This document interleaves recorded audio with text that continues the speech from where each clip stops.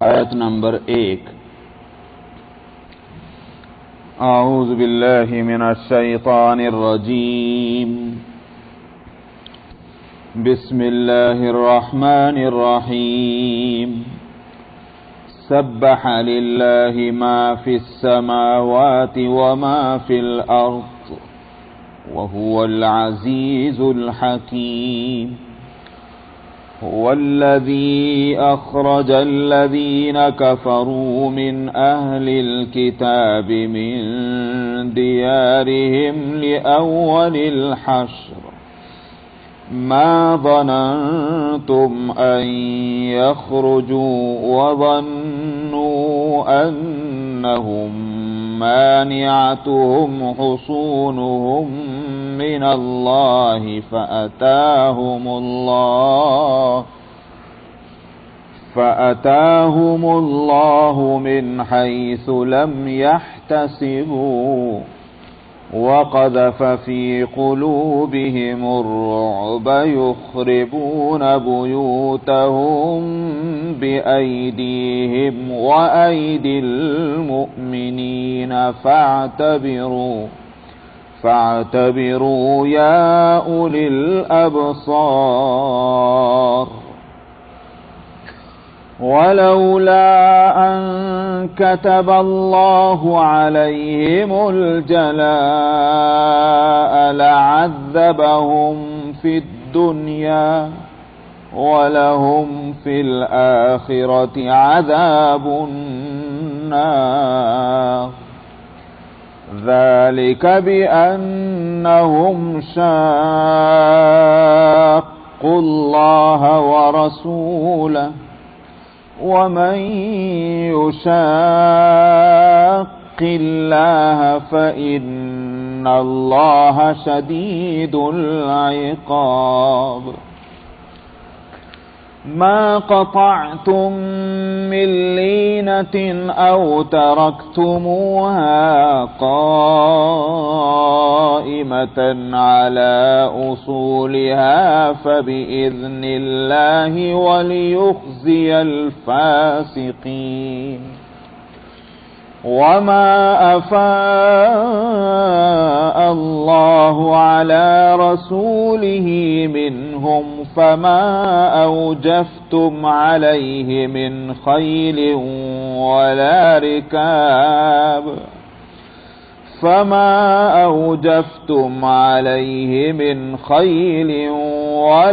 रिकाब वलाकिन्न अल्लाह युसल्लितु रुसुलहु अला मन यशा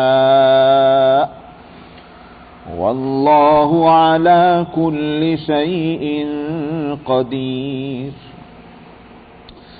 मा अफ़ाअ अल्लाहु अला रसूलिही मिन अहलिल क़ुरा फ़लिल्लाहि वलिर्रसूलि वलिज़िल क़ुर्बा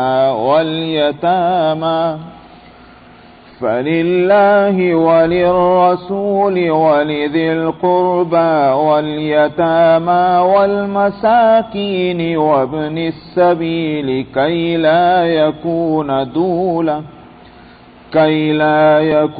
دولة بين الأغنياء منكم وما آتاكم الرسول فخذوه وما نهاكم عنه فانتهوا واتقوا الله إن الله شديد العقاب। صدق الله العظيم।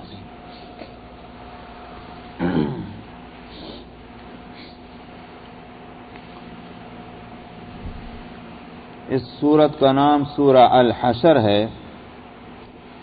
आयत नंबर 2 में लिअव्वलिल हश्र का लफ्ज़ आया, उससे ही इस सूरत का नाम सूरा अल हशर हुआ।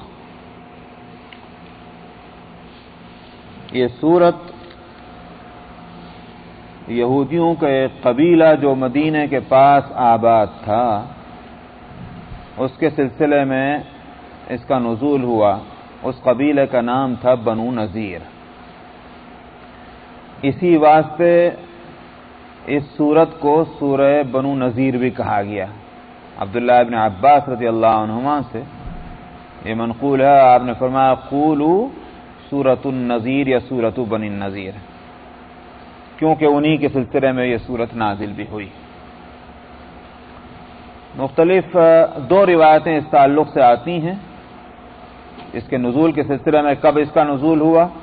عروہ ابن زبیر رضی اللہ عنہ کی روایت کے مطابق تو غزوہ بدر کے بعد اس کا نزول ہوا، اور مورخین کے اور دوسرے مفسرین کے روایت کے مطابق یہ سن 4 ہجری میں اس کا نزول ہوا ہے، کیونکہ بئر معونہ کا ایک واقعہ ہوا تھا اور اس کے بعد یہ قصہ پیش آیا بنو نذیر کا، جس پر یہ سورت نازل ہوئی، اور بئر معونہ کا واقعہ غزوہ احد کے بعد ہونا متفق علیہ ہے۔ بئر معونہ کا واقعہ کیا ہے انشاءاللہ اس کو بھی بتاؤں گا میں درمیان میں۔ تو حاصل یہ ہے کہ زیادہ ترجیح مورخین کے نزدیک اور مفسرین کے نزدیک اس کو ہے کہ یہ سن 4 ہجری میں اس سورت کا نزول ہوا ہے۔ میں نے بتایا کہ یہ یہودیوں کے قبیلے سے اس کا تعلق ہے اس سورت کے مضامین کا۔ تو ربط اس سورت کا پچھلی سورت سے یہ ہے سورہ المجادلہ سے، کہ سورہ المجادلہ میں 2 آیتیں آئی ہیں، مضمون ایک ہی ہے، جہاں سے پچھلی سورت کا تیسرا رکوع شروع ہو رہا ہے۔ الم تر الی الذین، یعنی صفحہ 1516 پر آیت نمبر 14، الم تر الی الذین تولوا قوما غضب اللہ علیہم، کیا آپ نے نہیں دیکھا ان لوگوں کو کہ جنہوں نے دل سے دوست بنایا ہوا ہے ایک ایسی قوم کو جس پر اللہ کا غضب نازل ہوا۔ میں نے بتلایا تھا کہ یہ آیت نازل ہوئی ہے منافقین کے تعلق سے، کہ منافقین جو ہیں کہتے تو اپنے آپ کو ہیں کہ مسلمان ہیں، مومن ہیں، لیکن ان کے دل سے لگاؤ اور تعلق ان کا یہودیوں سے تھا۔ اس پر اللہ سبحانہ و تعالی نے ملامت کی ہے ان پر۔ پھر اسی مضمون کو آگے صفحہ نمبر 1518 میں آیت نمبر 22، جو صفحے کی پہلی آیت ہے، لا تجد قوما یؤمنون باللہ والیوم الآخر یوادون من حاد اللہ، آپ کسی ایسی قوم کو نہ پائیں گے کہ جس کا ایمان اللہ اور یوم آخرت پر ہو، اور اس کے بعد بھی پھر وہ ایسے لوگوں سے دلی دوستی رکھیں کہ جو اللہ اور اس کے رسول کے مد مقابل ہیں۔ یہ مضمون بھی آیا۔ تو معلوم ہوا کہ ساری ملامت یہ ہو رہی ہے کہ یہودیوں سے دلی دوستی نہیں ہونی چاہیے تھی کہ جو منافقین نے کی ہوئی تھی۔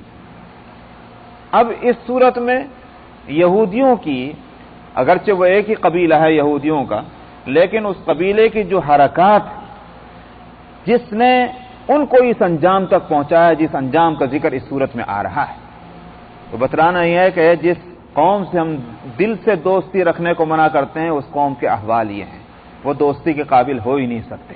یہ ہے ربط اس صورت کا پچھلے صورت سے، کہ پچھلی صورت میں یہودیوں سے دل کی دوستی سے روکا گیا، یہاں اس صورت میں یہودیوں کے ان کا نیچر، ان کی فطرت، ان کے عادات، ان کے اخلاق، ان کے معاملات کیسے ہیں اس کو بتلایا جا رہا ہے۔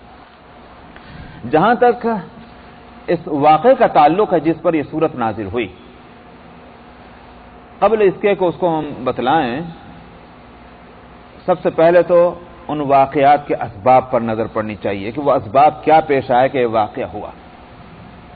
اور اسباب سے پہلے بھی دراصل یہودی قوم جو ہے اس کا مزاج اور اس کی سرشت کیا ہے اس کو بھی سمجھ لینا چاہیے تاریخ کی روشنی میں، تاکہ یہ معلوم ہو کہ یہ اسباب جو ہیں دراصل ان کی عادت اور اخلاق سے جڑے ہوئے ہیں، اور پھر اسباب کا یہ نتیجہ ہوا جو واقعہ پیش آیا، اور واقعے کے نتیجے میں جو انجام ان کو ہوا، یہ ساری چیزیں ایک دوسرے سے کمبائن ہیں، جڑی ہوئی ہیں۔ تو جہاں تک ان کے عادات اور اخلاق کا تعلق ہے، میں نے کہا تاریخ کی روشنی میں اس کو اگر دیکھنا ہے تو یہ دیکھا جائے کہ یہ جو مدینہ منورہ ہے اس میں یہ کب سے آباد ہوئے اور ان کی پوزیشن کیا رہی، اور ان کے جس سے کہ معلوم ہو کہ ان کے عادات و اخلاق اور معاملات کیا رہے۔ خود یہودی اپنی 3 ہجرتیں بتلاتے ہیں۔ ایک ہجرت تو ہے حضرت موسیٰ علیہ السلام کے وقت میں. موسیٰ علیہ السلام نے بنی اسرائیل کے یہ واقعہ، یہ تو مجھے بتلانے کی ضرورت نہیں ہے کہ مصر سے حضرت موسیٰ علیہ السلام نکال کر لے گئے تھے بنی اسرائیل کو، اور دریا پار کر کے اور فلسطین کے جنوب میں سینا کے علاقے میں وہاں ٹھہرے ہوئے تھے. اور اللہ سبحانہ و تعالیٰ کا مطالبہ یہ تھا کہ قوم عمالقہ جو مشرک ہیں ان سے جہاد کے لیے چڑھو، اور قرآن شریف میں اس کا تذکرہ موجود ہے. قوم عمالقہ دو طرف آباد تھیں، ایک تو شمال میں فلسطین اور اس سے اوپر اردن وغیرہ کا علاقہ، اور دوسرا علاقہ جو تھا وہ جنوب میں یہ جو مدینہ کا اور تبوک کا اور تیمہ کا اور وادی القریٰ، یہ پورے علاقے عمالقہ کے تھے. تو موسیٰ علیہ السلام نے اللہ کا پیغام بنی اسرائیل کو پہنچایا کہ چلو جہاد کے واسطے. پہلے تو شمال کی طرف مہم بھیجنے کا پروگرام تھا، تو اس وقت بھی انہوں نے معذرت کر دی، سرکشانہ عذر پیش کیا، اور یہ کہ اذهب انت وربک فقاتلا انا ہاہنا قاعدون. موسیٰ یہ نہیں ہم سے کام ہوتا لڑنے جھگڑنے کا، تم جاؤ، تمہارے خدا چلے جائیں اور دونوں جا کے لڑ لیں، ہم تو یہیں بیٹھے. اس پر ان کو سزا ملی تھی، 40 برس تک میدان عتیم میں بھٹکتے پھرے تھے. پھر عقل آئی تو تیار ہوئے.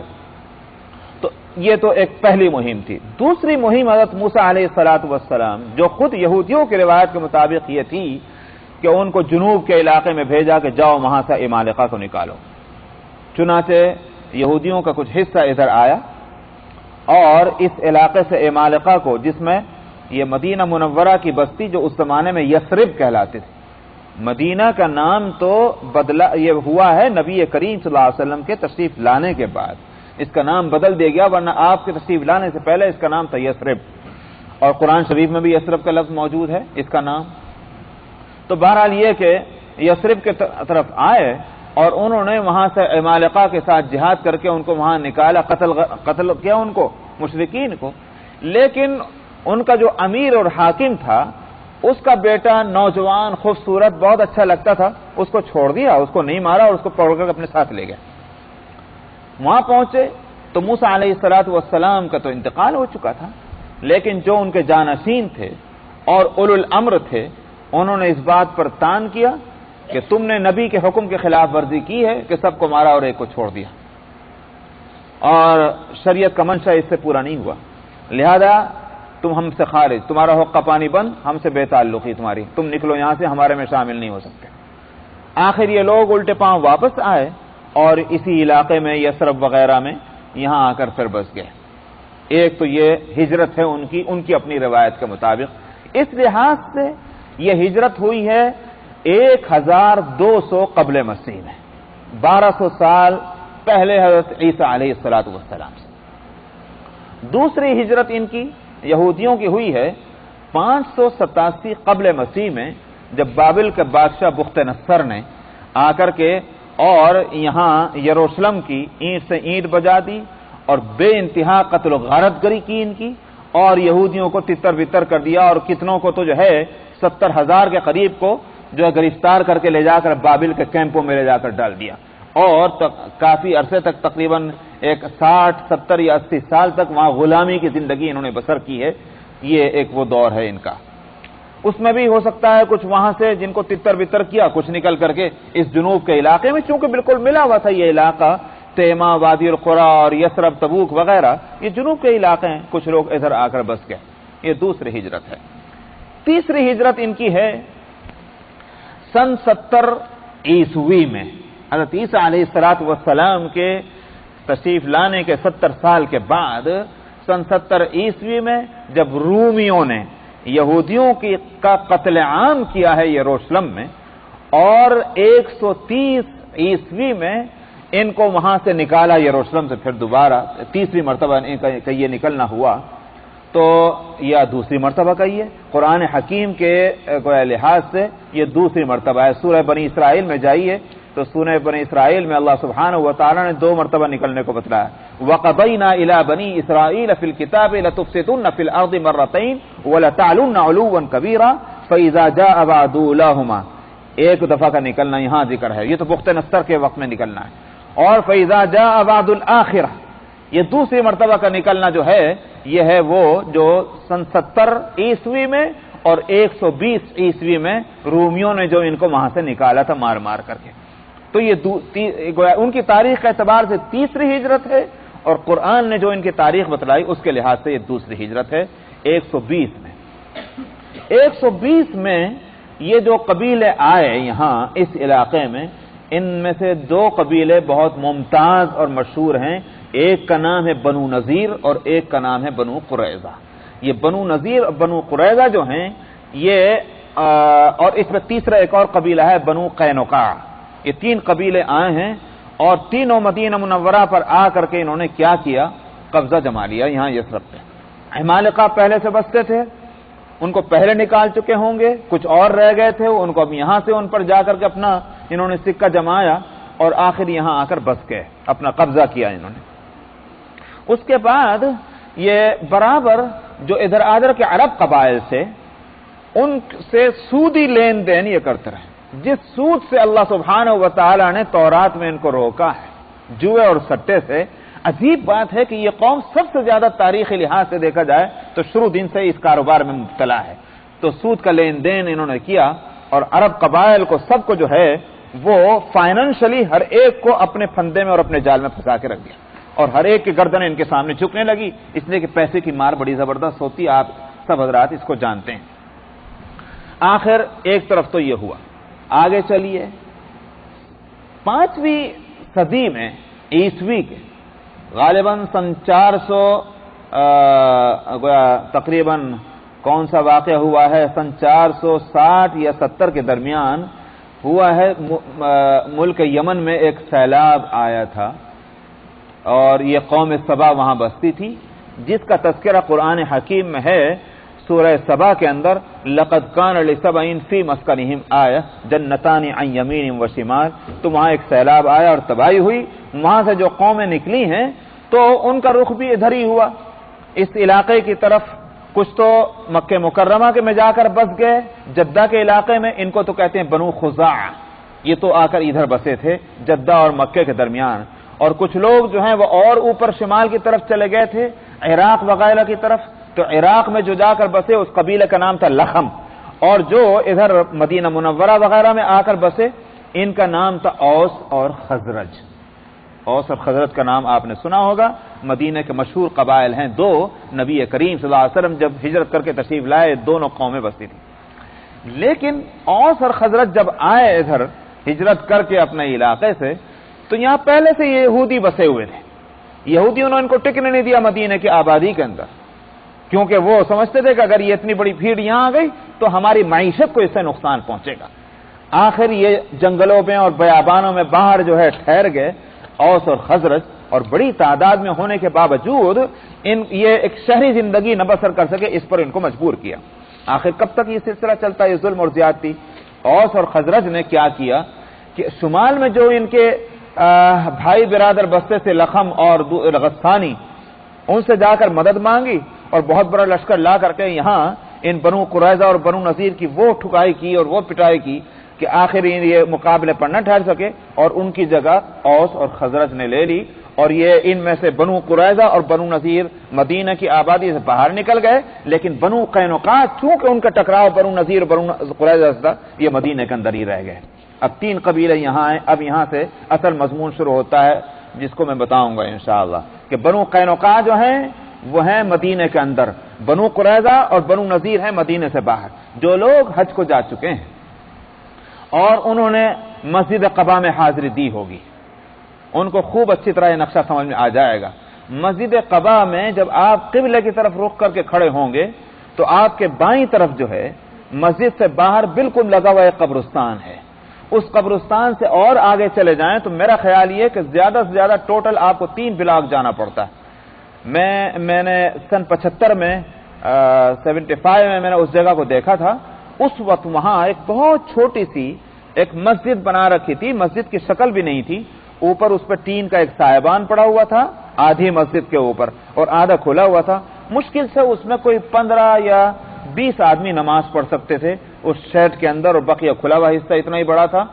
اور اگر کوئی نہ بتائے کہ یہ مسجد ہے تو سمجھنا مشکل تھا کہ وہ مسجد ہے. اس میں اپنا کھجور کی چٹائیاں پڑی ہوئی ہے, یہ اس طرح کی تھی وہ صورت.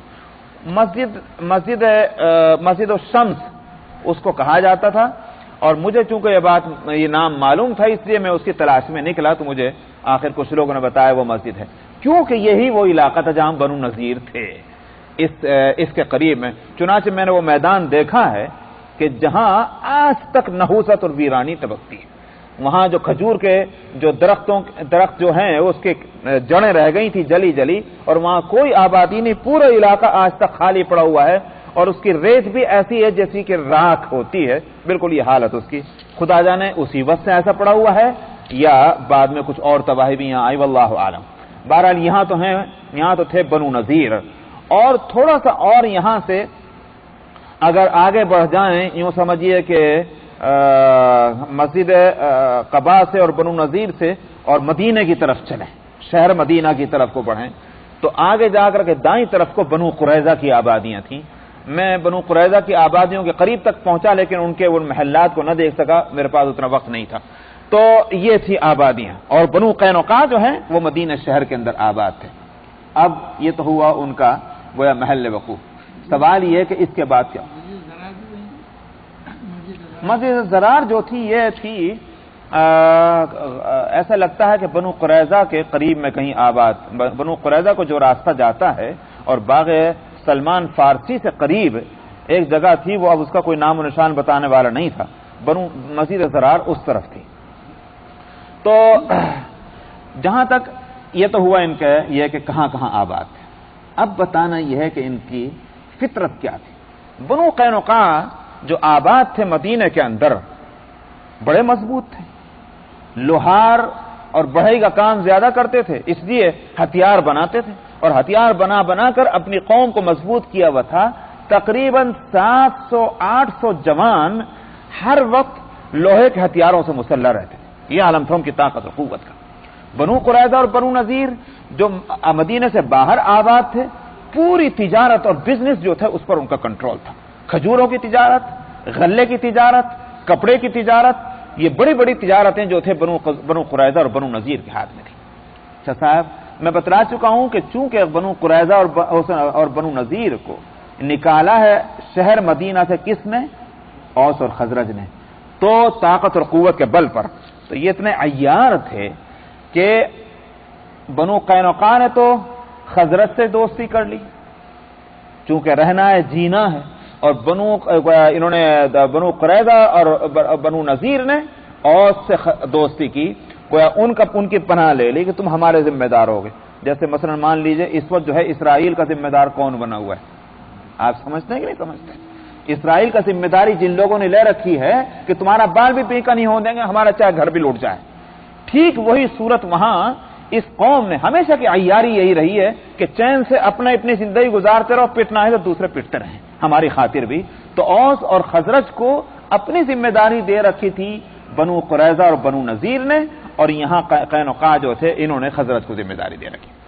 اچھا صاحب, اب بنو قینقاع نے یہ حرکت یہ کی کہ چاہتے تو نہیں تھے نبی کریم صلی اللہ علیہ وسلم کو اور مسلمانوں کو.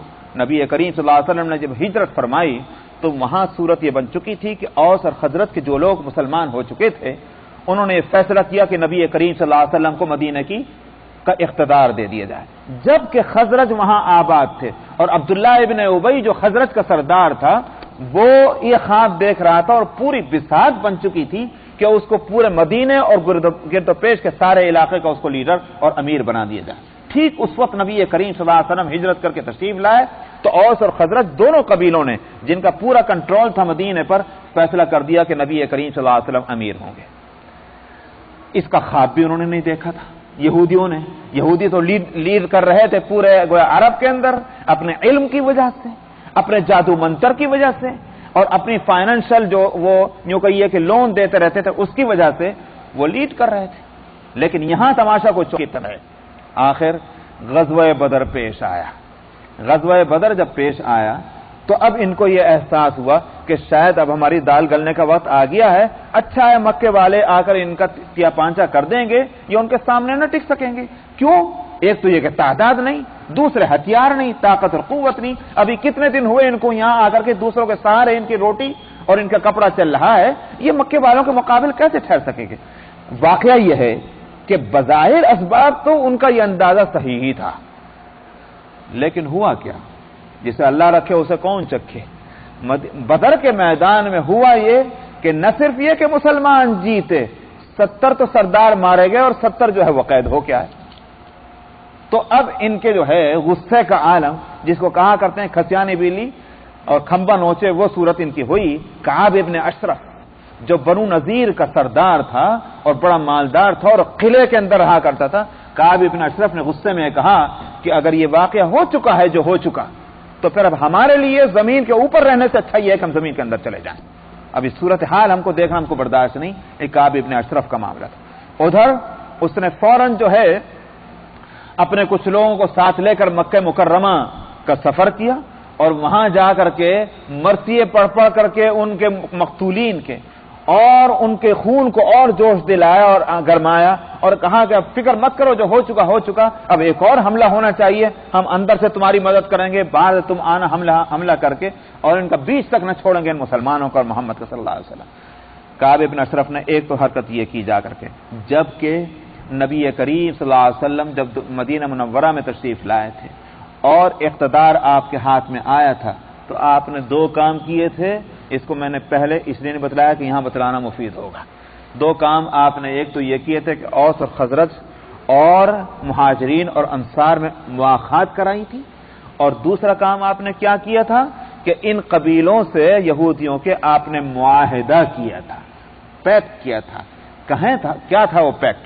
نو وار پیکٹ ہی نہیں تھا کہ ہم تم سے نہیں لڑیں گے، تم ہم سے نہ لڑو گے، بلکہ پیکٹ یہ تھا کہ تمہارا دشمن ہمارا دشمن ہوگا اور ہمارا دشمن تمہارا دشمن ہوگا. اگر کسی دشمن نے ہم پر حملہ کیا تم اٹھو گے ہماری مدد کرنے کے واسطے، کسی دشمن نے تم پر حملہ کیا ہم اٹھیں گے تمہاری مدد کرنے کے واسطے، اور جو جنگی اخراجات ہوں گے اس کی ذمہ داری، مالی ذمہ داری دونوں پر یکساں ہوگی، ہم پر بھی اور تم پر بھی. یہ خاص بات ہے جس کو نوٹ کیا جانا چاہیے. اور تیسرا آئٹم یہ تھا کہ ایک دوسرے کی خیر خواہی کرتے رہیں گے، بھلائی کے معاملات میں ایک دوسرے کا ساتھ دیتے رہیں گے، امن کے ساتھ رہیں گے، چین کے ساتھ رہیں گے، ایک دوسرے کی بدخواہی نہ ہوگی. یہ تھے وہ معاہدے جو نبی کریم صلی اللہ علیہ وسلم نے نہیں ہوتی ہو سکے. اب ایک تو کعب ابن اشرف کا معاملہ دیکھ لیجئے. پہلی تو یہیں سے شروع ہوئی، انہوں نے حرکت کی کہ کعب ابن اشرف نے جا کر دشمنوں کو اکسایا جنگ کے ورنہ کرنے کے بعد. دوسری طرف بنو قینقاع نے کیا کیا کہ جو بازار میں چونکہ ان کی دکانیں تھیں لوہار کی اور بڑھئی کی، اس واسطے بازار کے اندر مسلمان عورتوں کا آنا اور جانا انہوں نے 2 بھر کر دیا، اور ان پر ڈھیلے پتھر پھینکا کرتے تھے اور گالیاں دیا کرتے تھے اور ان کو اکسایا کرتے تھے. کیا کہتے ہیں ان کو، ان پر جو ہے چھینٹے ایسے بے عزت کرنا اور ذلیل کرنا، اس طرح کا. یہاں تک کہ ایک موقع پر ایک مسلمان عورت کو بھرے بازار میں ننگا کر دیا گیا. ظاہر ہے کہ اس سے ہنگامہ ہوا. مسلمان آج کے مسلمان تو نہیں تھے کہ ننگے بھی ہو جائے تو کوئی حرج کی بات نہیں.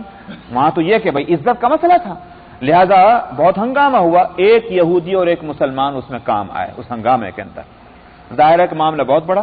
نبی کریم صلی اللہ علیہ وسلم ان کے یہاں تشریف لے گئے بنو قینقاع. آپ نے نصیحت فرمائی، تنبیہ فرمائی کہ غلط حرکتیں ہو رہی ہیں، جو کچھ ہو رہا ہے معاہدے کے خلاف ہو رہا ہے، آئندہ یہ صورت نہیں ہونی چاہیے.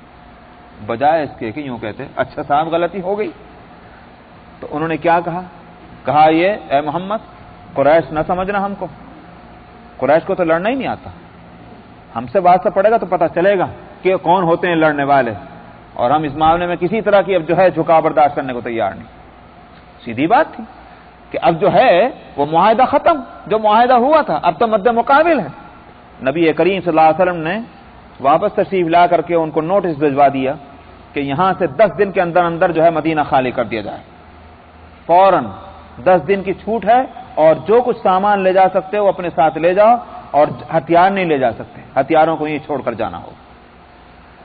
بہت ہاتھ پاؤں ملے، لیکن آخر 10 دن سے پہلے بنو قینقاع کو وہاں سے نکلنا پڑا ذلیل اور رسوا ہو کر.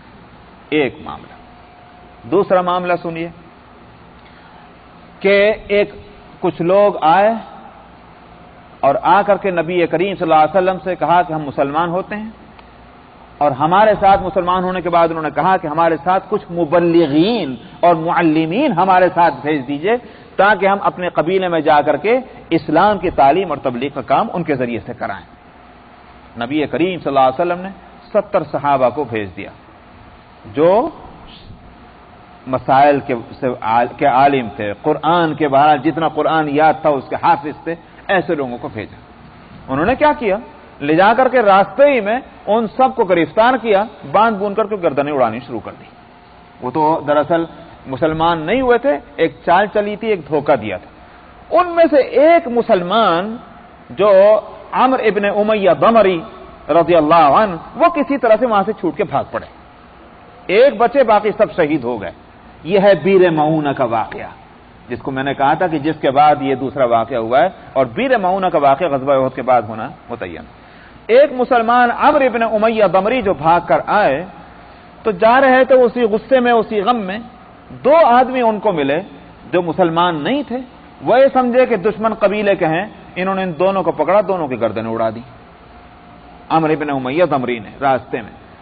وہ دونوں جو تھے وہ معاہد قبیلے کے فرد تھے، بنو عامر کے، یعنی جس سے نبی کریم صلی اللہ علیہ وسلم کا معاہدہ تھا۔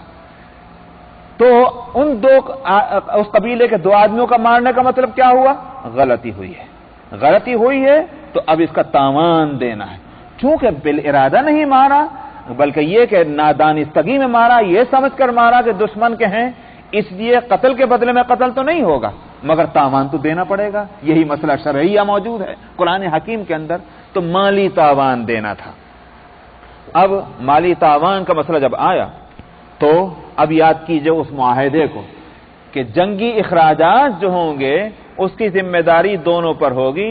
تو مسلمانوں نے بھی چندہ کرنا شروع کیا تاوان دینے کے لیے، اور یہ یہودی قبیلے جو تھے وہ بھی اس بات کے لیے باؤنڈ تھے، ذمہ دار تھے کہ وہ چندہ اکٹھا کر کے اور تاوان دیں۔ نبی کریم صلی اللہ علیہ وسلم کچھ صحابہ کو لے کر بنو نذیر کا جو محلہ تھا، جس کی جگہ میں بتا چکا ہوں، وہاں تشریف لے گئے، اور آپ نے فرمایا کہ فلانا واقعہ جو ہوا ہے اس کے تاوان کے لیے تم لوگ اپنا حصہ جو ہے وہ اکٹھا کر کے دے دو۔ انہوں نے کہا کہ اچھی بات ہے، آپ تشریف رکھیں، ہم اپنے محلے کے لوگوں سے اکٹھا کر کے لاتے ہیں اور آپ کو دیتے ہیں۔ بہت اچھا۔ چنانچہ آپ اندر نہیں تشریف لے گئے، ان کے محلے کی جو باؤنڈری تھی ان کے قلعے کی، اس قلعے کی دیوار سے باہر آپ سائے میں آپ نے تشریف رکھی۔ انہوں نے اندر جا کر کیا سازش کی؟ چندہ دینا تو کیا الگ، انہوں نے جا کر کہا کہ بہت اچھا موقع ہے، آج نمٹ لیا جائے ان سے، ہمیشہ کے واسطے قصہ ختم۔ چونکہ دیوار کے نیچے بیٹھے ہیں آپ، تو ایک جوان کو تیار کیا کہ تو لے کے چل اوپر بڑا سا پتھر، اور اوپر سے جا کر آپ پر پھینک دے، وہ پتھر آپ پر گرے گا، آپ کا قصہ ختم ہو جائے گا، مسئلہ صاف۔ یہ سارا پلان تیار کر لیا گیا اور وہ پتھر اوپر پہنچ گیا۔ ابھی گرانے کی دیر تھی، جبریل نے آ کر کے ساری صورتحال بتلا دی کہ یا رسول اللہ یہ سب کچھ ہو رہا، آپ یہاں سے ہٹ جائیے۔ چنانچہ آپ وہاں سے ہٹ گئے، مدینے میں تشریف لے آئے، اور اب ان کا جو ہے یوں کہیے کہ ان کی بھی سرکشی انتہا کو پہنچ چکی تھی کہ نہ صرف یہ کہ وعدے کی خلاف ورزی ہو رہی، بلکہ امیر جو ایک قوم کا امیر ہے اس کے خلاف سازش ہو رہی ہے قتل کی، جو کھلی ہوئی غداری ہے۔ چنانچہ نبی کریم صلی اللہ علیہ وسلم نے ان کو بھی نوٹس بھجوا دیا کہ تم لوگ یہاں سے 10 دن کی مہلت دی جاتی ہے، اور 10 دن کے اندر اندر اپنے پورا علاقہ خالی کر کے یہاں سے نکلو۔ اب ان کو پریشانی ہوئی، جب اس کی اطلاع منافقین کو ہوئی اور بنو قریظہ کو بھی ہوئی، تو دونوں نے پیغام بھجوایا، خاص طور پر عبداللہ ابن ابی نے، منافقین کے سردار نے، کہ فکر نہ کرنا، ہم تمہاری مدد کریں گے، ہرگز وہاں سے مت نکلنا۔ اور بنو قریظہ نے بھی کہا مت نکلنا، ہم بھی تمہارا ساتھ دیں گے۔ یوں تو پہلے لڑا کرتے تھے مگر اب اس وقت ساتھ ہو رہے۔ چنانچہ بنو نذیر بھبکے میں آ گئے اور نبی کریم صلی اللہ علیہ وسلم کا جواب بھجوایا کہ ہم نہیں نکلنے والے، جو آپ سے ہو سکتا ہو وہ کر لیجئے۔ چنانچہ نبی کریم صلی اللہ علیہ وسلم نے ان کا محاصرہ کر لیا، ان کے پورے علاقے کا گھیراؤ کر لیا اور فوج کشی کی آپ نے۔ یہ ہے وہ واقعہ۔ اب اس کے بعد کیا ہوا انشاءاللہ اس کو آگے بتلاتے ہیں۔ ایک آیت کا ترجمہ پڑھ لیجئے۔ फरमाया कि सब्बह लिल्लाहि मा फिस समावाति व मा फिल अर्द व हुवल अज़ीज़ुल हकीम। तस्बीह पढ़ी है अल्लाह की उन सब चीजों ने जो आसमानों में हैं और जो जमीन में हैं। वह हुवल अज़ीज़ुल हकीम, वही गालिब है और हिकमत वाला है। यहां तस्बीह पढ़ने का जो जिक्र आया ये इसलिए आया कि आखिरकार बनु नज़ीर को वहां से निकलना पड़ा था। कोई लड़ाई नहीं लड़ी गई, बगैर लड़ाई के ही बनु नज़ीर भाग गए। यहां अल्लाह ताला के फरमाने का मंशा यह है कि तुम्हारी ताकत और कुव्वत का तो कोई इस्तेमाल नहीं हुआ, ये तो अल्लाह के कुदरत का करिश्मा है कि बनु नज़ीर ताकत और कुव्वत वाला कबीला के तादाद के लिहाज से इतने कि जितने मुसलमान, और हथियारों के लिहाज से मुसलमानों से बढ़कर, माल और दौलत के लिहाज से मुसलमानों से बढ़कर, जिन घरों के अंदर वो रहते थे वो घर जो थे वो ईंट और पत्थर के और चूने के बने हुए, उनको कोई नुकसान नहीं पहुंचाया जा सकता। आगे उसका जिक्र आ रहा है। तो हर लिहाज से मजबूत, और तुम्हारा बाल भी का नहीं हुआ, तुम्हारा हथियार अपनी नियामों से तलवार तक ना निकली और दुश्मन भाग गया। किसकी कुदरत का करिश्मा है? उसकी कुदरत का करिश्मा है जिसकी तस्बीह कायनात की हर चीज पढ़ती है। इसलिए इस लफ्ज को लाए हैं। बस यहीं रखिए इंशाअल्लाह आइंदा, मगर आइंदा से मतलब 2 हफ्ते के बाद, इसलिए कि आइंदा हफ्ते मेरा प्रोग्राम बाहर जाने का है, तो इंशाअल्लाह तफसीर न होगी, दूसरे उसके बाद वाले हफ्ते में तफसीर होगी। वाखिर दावाना 20 सूरा अल हश्र आयत नंबर 2।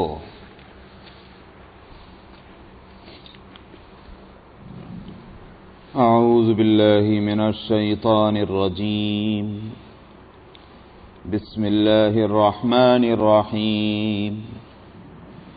हुवल्लज़ी अख़रजल्लज़ीना कफ़रू मिन अहलिल किताबि मिन दियारिहिम लिअव्वलिल हश्र मा ज़ननतुम अन यख़रुजू वज़न्नू अन्नहुम मानिअतुहुम हुसूनुहुम मिनल्लाहि फ़अताहुमुल्लाहु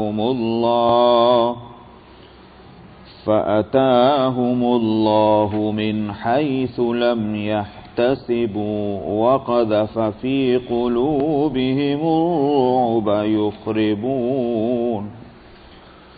युख़रिबून बुयूतहुम बिअयदीहिम वअयदिल मुअ्मिनीन फ़अतबिरू या उलिल अब्सार।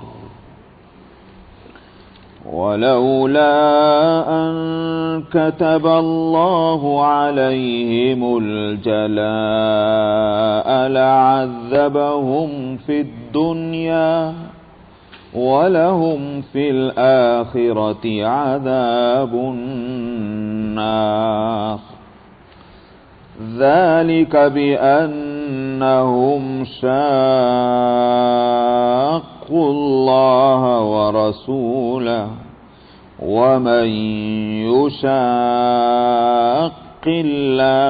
फ़इन्नल्लाह शदीदुल इक़ाब।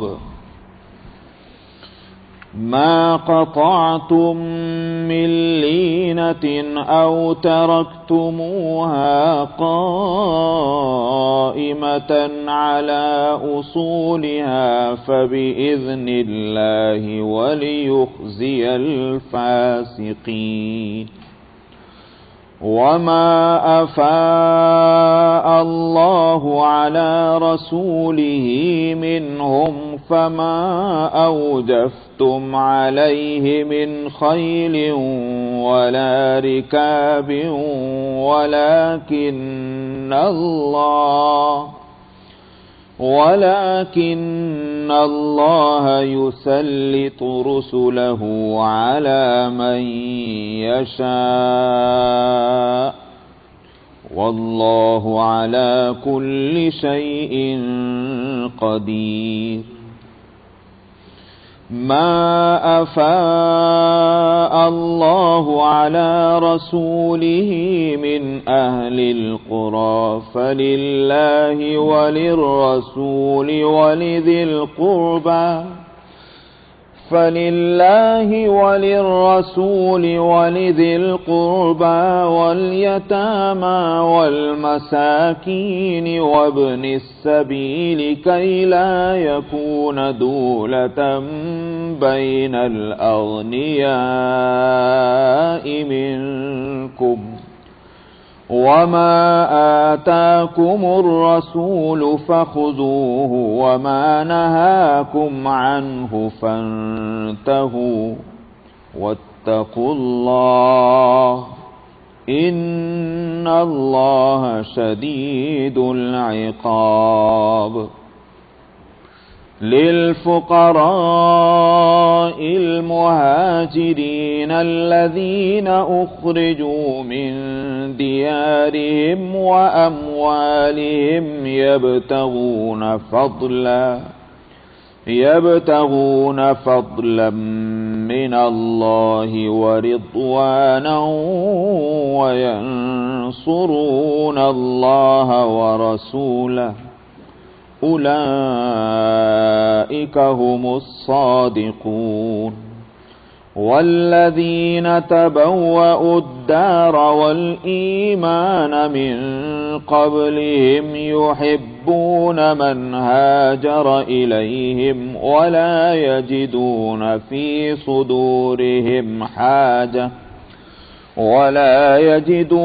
في صدورهم حاجة مما أوتوا ويؤثرون على أنفسهم ولو كان بهم خصاصة ومن يوق شح نفسه فأولئك هم المفلحون. والذين جاءوا من بعدهم يقولون ربنا اغفر لنا ولإخواننا الذين سبقونا بالإيمان ولا تجعل في قلوبنا غلا للذين آمنوا ربنا إنك رؤوف رحيم. صدق اللہ العظیم.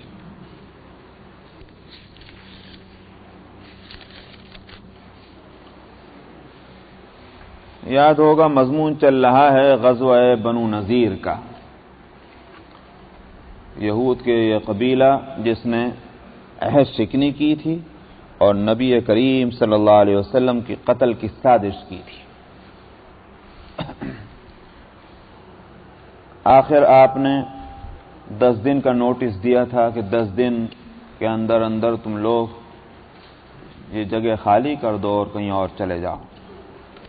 لیکن انہوں نے ایک تو اس وجہ سے کہ ہم بہت محفوظ جگہ میں ہیں, ہمارا کچھ نہیں بگڑ سکتا, جو وجہ یہاں قرآن بھی نقل کر رہا ہے, ایک تو اس وجہ سے, اور دوسرے اس وجہ سے بھی کہ ان کو سہارا مل گیا دوسرے یہود کے قبائل سے, بنو قریظہ سے, کہ ہم تمہاری مدد کریں گے, اور منافقین سے بھی.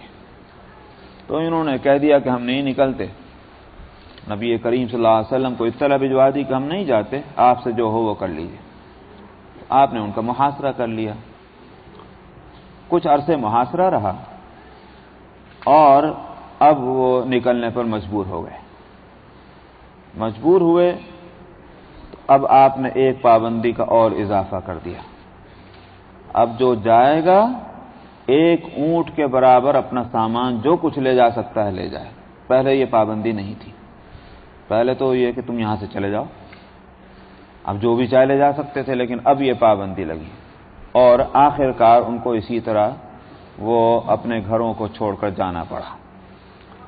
تو یہاں اللہ سبحانہ و تعالی اس صورتحال کو اپنی ایک نعمت بتلا رہے ہیں اور اپنی قدرت کا ایک کرشمہ بتلا رہے ہیں.